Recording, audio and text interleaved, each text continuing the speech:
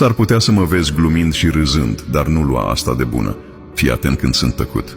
Sunt mai periculos când sunt tăcut. Când sunt liniștit?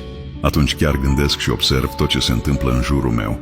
Mintea mea procesează gânduri, analizează situațiile și își planifică următorul pas.